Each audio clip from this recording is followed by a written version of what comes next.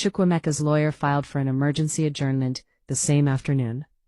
Justice Adeyemi denied it.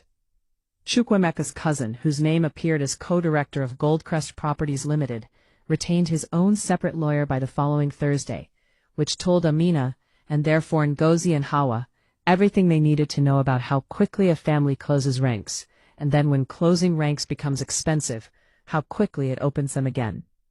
Amina called them on a Tuesday evening. "There is a new offer," she said. "How much?" Ngozi asked. She was standing at the kitchen window, watching Idris chase the cat around the compound in the dark, while Hawa called him to come inside. "Full settlement," Amina said. "The Abuja compound, the Wusa market shop, which has not been liquidated. It seems the liquidation was delayed pending the case. The remaining bank account balance, which is not 4 million but is not nothing. And the Minna property transferred into both your names jointly, in exchange for dropping the criminal referral." Ngozi watched Idris finally catch Oga and lift him triumphantly. "Give me tonight," she said. She told Hawa at the kitchen table after the children were asleep. Hawa sat with it for a long time. "The criminal referral," Hawa said. "If we keep it, it goes to the police," Ngozi said. "And Chukwuemeka potentially faces charges. And it takes another year, maybe 2, and costs more money, and the children are older, and they understand more by then." Hawa was quiet. "And if we drop it?" "We get everything else," Ngozi said. "The compound, the shop, the Minna land, the account balance. It is not justice exactly, but it is close to everything we can build something from."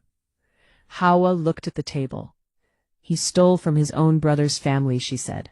"Yes," Ngozi said. "And he just walks away?" "Not exactly," Ngozi said quietly.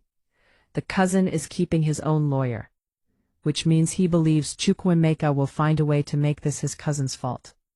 They are already eating each other. We don't have to do it for them." A long silence.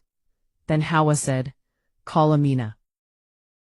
The agreement was signed on a Friday in February. It was not dramatic. It was a table in a lawyer's office with fluorescent lighting and a water dispenser that made a gurgling sound every 4 minutes. Bar Agata was not present. He sent a junior. Chukwuemeka signed his copies in a separate room and left without seeing them. Ngozi signed her name in the places Amina pointed to. Hawa signed hers. The notary stamped everything. The water dispenser gurgled. And that was that. Outside the lawyer's office, Abuja was going about its business. Okadas weaving through traffic. A woman selling zobo in plastic cups at the roadside. A generator running somewhere. The smell of suya from a nearby stall, sharp and smoky and entirely indifferent to the documents just signed inside. Hawa stood on the pavement and took a long breath. "What do we do now?" she asked. Ngozi thought about the compound, the shop on Woos Market, which she had not been inside since August.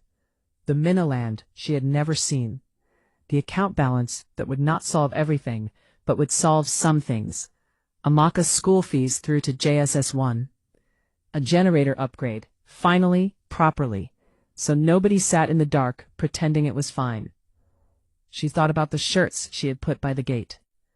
She thought about the pepper soup she had been given, and the name she had been called, and the speed with which both were taken back.